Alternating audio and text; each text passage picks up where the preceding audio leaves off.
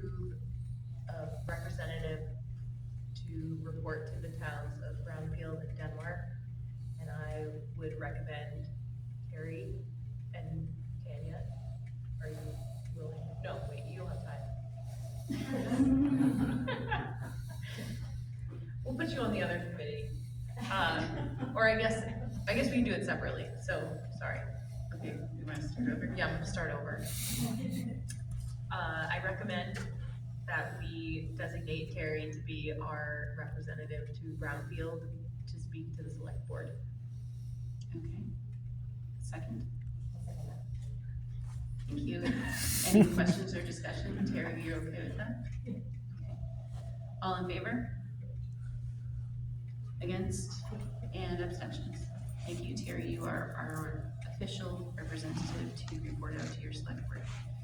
I think it's probably a TR.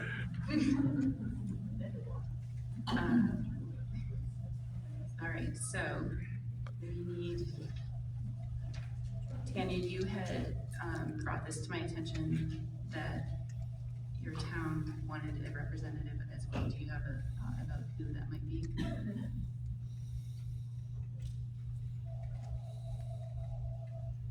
there anyone else who would like to do this?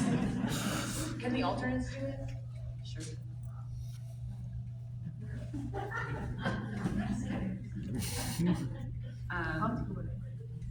You will? Yeah. Thank you. And I don't think. I make a motion for Rebecca Keel to be the Denmark individual. There it is. Any discussion or questions? Rebecca, I would say just check in with the select board because it may not necessarily need to be every meeting. And I think probably quarterly would suffice or whatever, but it doesn't have to be all the time. She can't second it because she's in. Oh, okay. No, I wasn't really, She wasn't really, she was just. No one else seconded it. She was just happy enough to be the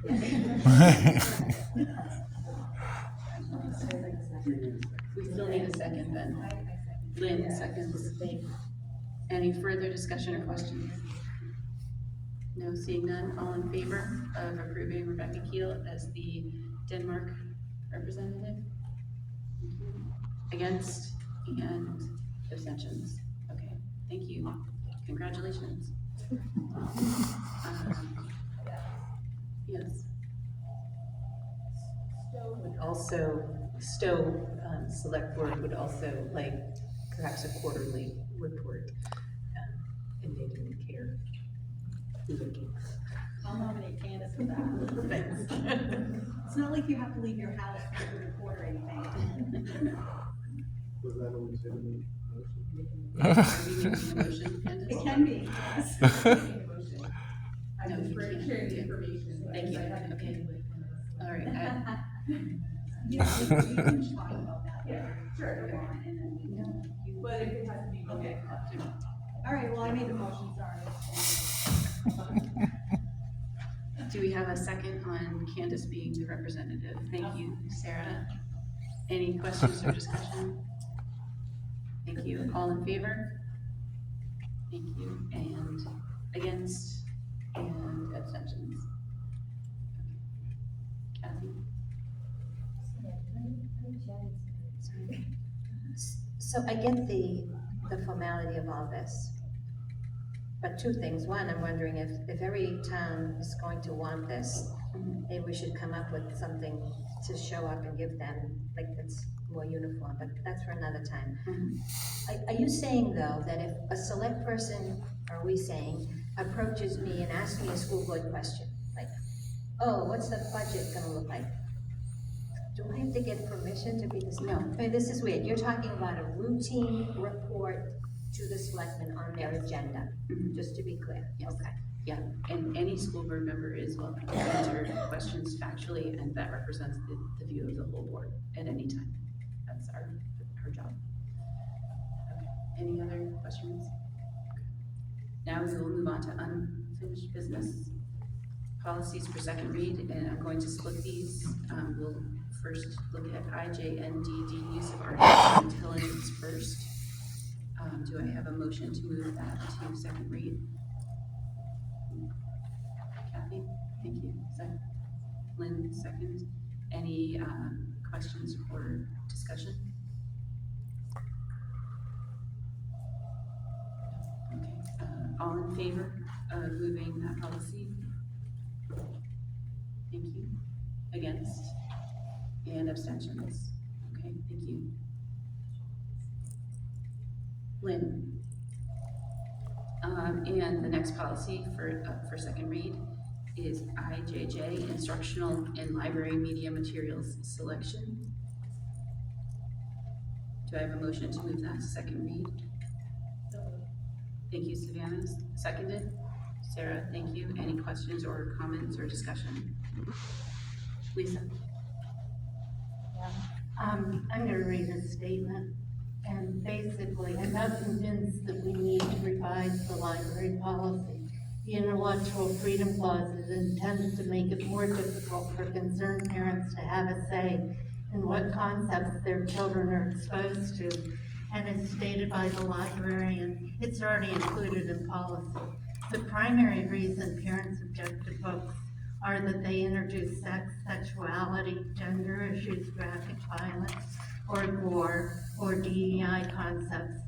And I did a dive into the books that contain such content within our school, and there are quite a few already. So for those who advocate for their inclusion, they're already there. Why make it harder to evaluate the educational value of the content? There's a line between informing a child of cultural phenomenon and planting seeds.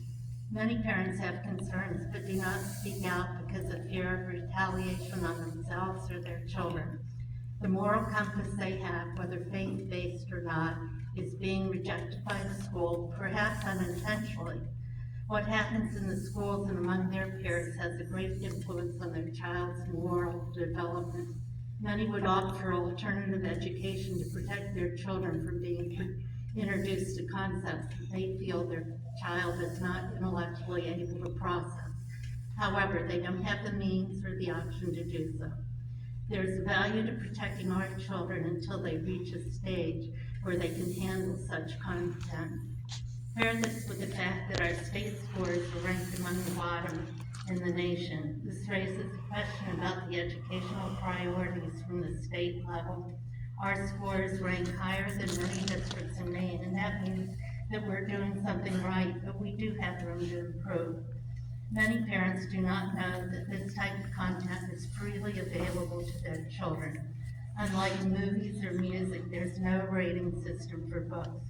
I would hope that when a child is enrolled in one of our schools, their parents are informed that they have an option to limit the topic of books their children will have access to through the school, instead of only reacting after their child alerts them to such content. There is a value to protecting the innocence of children until they can handle such complex subjects. Sexually explicit content causes immeasurable harm to minors by disrupting brain development, impairing emotional and behavioral control, damaging relational boundaries, increasing susceptibility to exploitation, and triggering early sexual behavior with long-term psychological consequences. As a school district, we should promote books that have a clear educational value. Our resources are better spent on other content. Making such controversial content available is overriding some parental rights. Parents who want their children exposed to these subjects have the option of using the public libraries, and they can facilitate their child's access. It's not the school's obligation to go beyond their mandate. We should not be in the practice of overriding parental rights and choices, but as a school, we should provide books that educate without indoctrinating or planting seeds in the minds of children who cannot evaluate and understand the content. Acknowledging parental rights while providing an appropriate education rather than encroaching on them should be the goal of this district. Thank you. Thank you. Thank you. Thanks, Kathy. I firmly support including explicitly intellectual freedom in our policy. I am a professionally trained librarian. In case people don't know, librarians are one of the only fields where you have to have a master's degree to operate in that role as a professional. So anybody who's serving in that role has had 3 additional years beyond college of training to carry out their profession. So that's one thing. We have to know that we are hiring professionals who are well-trained and well-informed on these topics. Another thing is, as a librarian, there's no evidence to support many of the claims you just made, and it's really important to use evidence to support our arguments. There is lots of evidence that shows that students who have access to materials freely available to them develop into better kids. They are more empathetic, they are more curious, they develop critical thinking skills.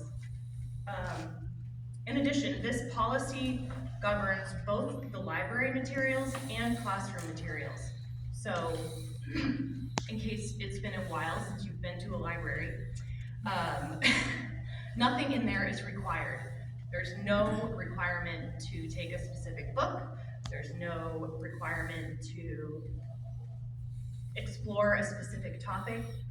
The goal of the library is to provide information to people that is relevant, and age relevant is a much more accepted term than age appropriate, because again, everybody's household has a different idea of what appropriate is. For materials that are required in classrooms, parents have the option to opt out of any part of the curriculum that they don't want their child to be a part of. So no child has to take a book from the library that their family would find objectionable.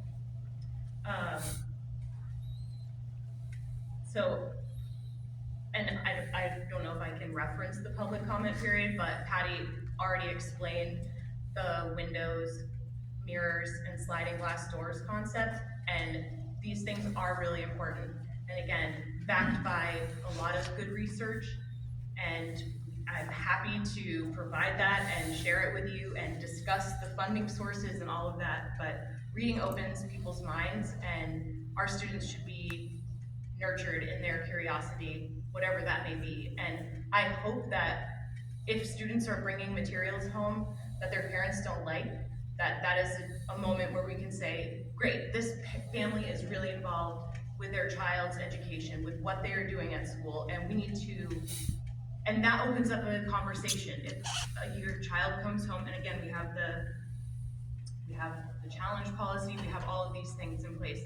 So if your child comes home and has something that you don't like, there are ways to talk about that, to discuss it, and have it be reconsidered if that is what you choose to do. But again, nobody should be saying what anybody else's child can or can't read. You're only responsible for your own child.